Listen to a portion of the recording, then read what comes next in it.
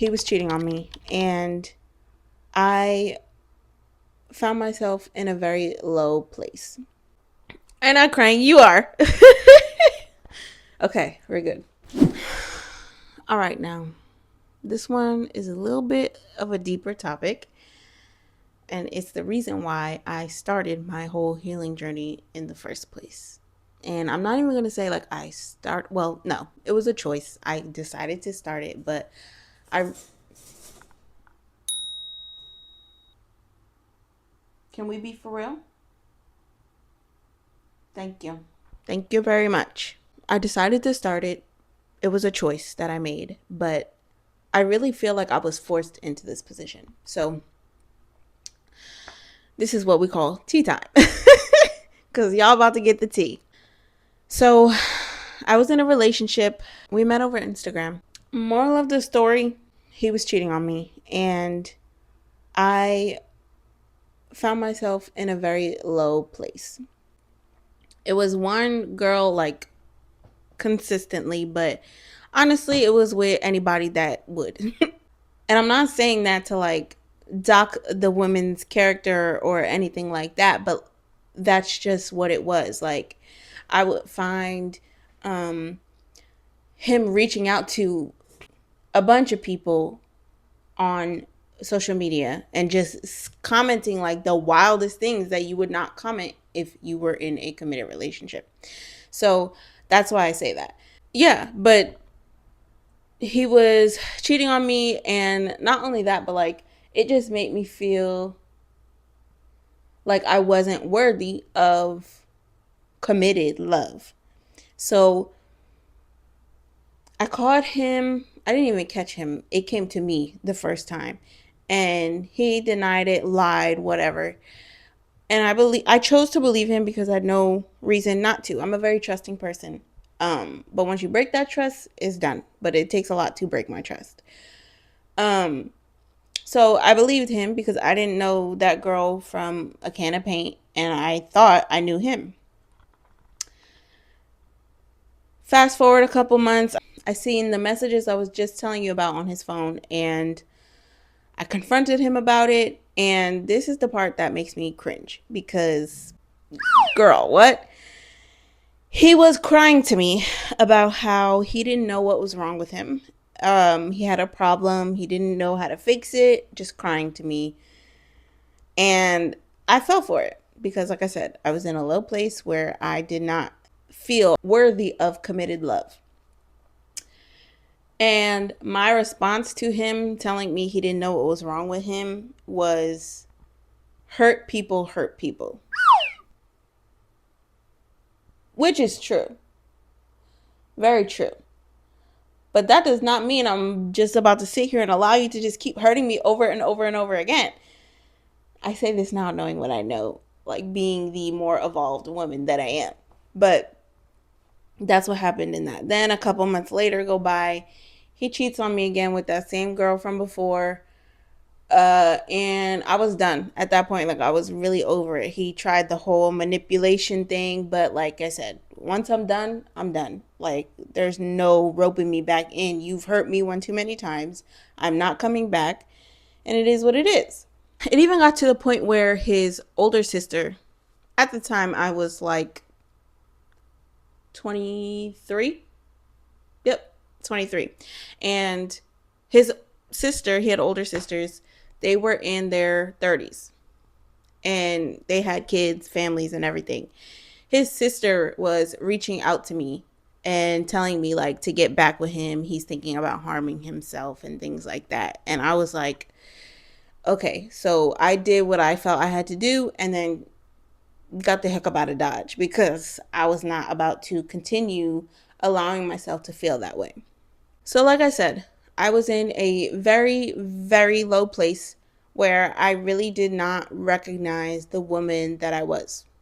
And it got me to thinking, like, this broke me down so low that it got me thinking, like, well, who really am I? Like, who is the person that I am? Because honestly, when I really sat down and thought about it, I only saw myself as a mixture of the people around me. It wasn't something that I could just sit here and be like, oh, I'm Nicole. I'm this, that, this, and the other thing. This is what I like to do. This is what I like to eat, whatever. I did not think that I really was my own individual person. So I decided to create my own person. And I started pouring into me and loving me and promising myself that I was only going to focus on me. I didn't care about whatever, any relationship. I don't even want to think about it. I'm focusing on me. So much to the point that I changed the password in my phone to MEME. And actually, it is still currently that. So now I'm going to change it. But I really decided to change every single aspect of my life to figure out who I am. Hence, starting the healing journey.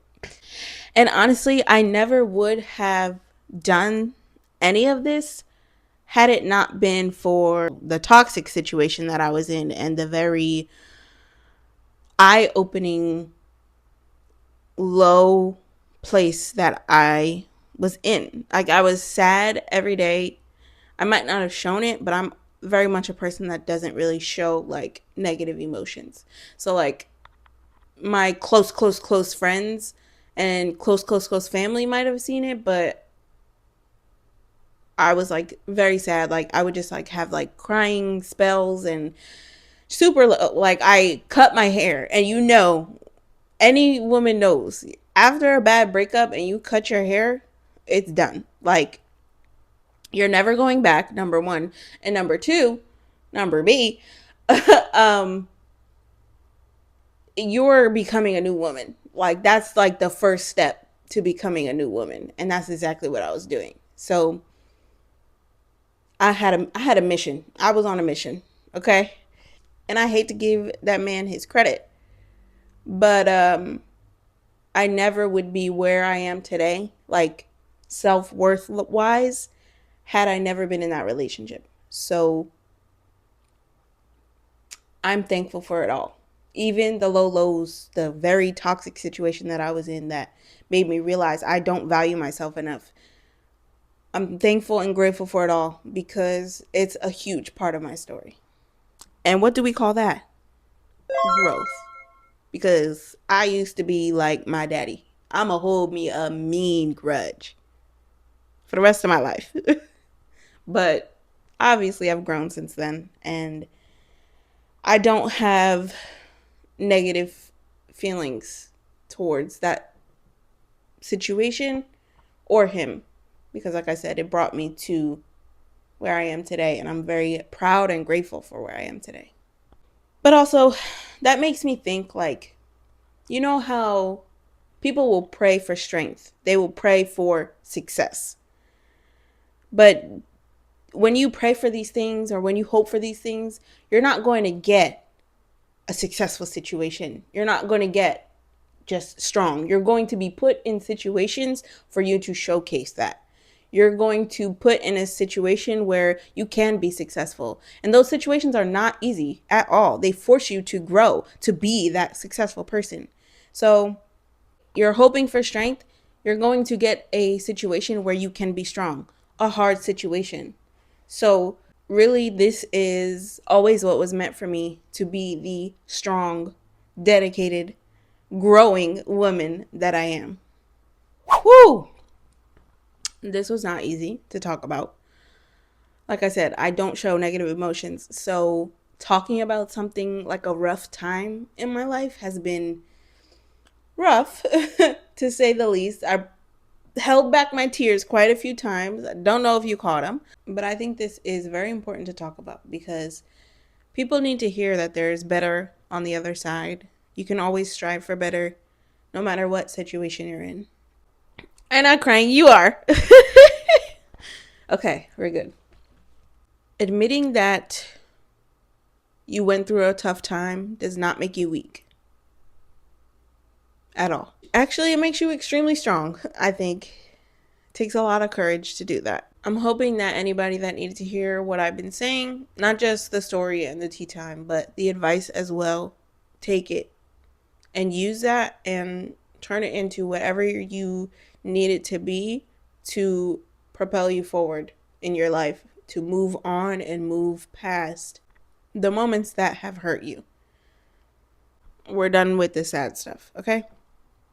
On to happiness. Now that you have heard why I started my healing journey, if you haven't watched the other video that I posted about how,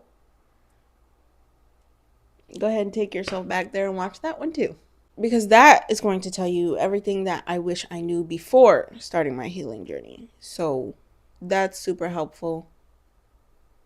And you can start, don't start from the ground. You'll start with a leg up because now you know some things that you should know going into it.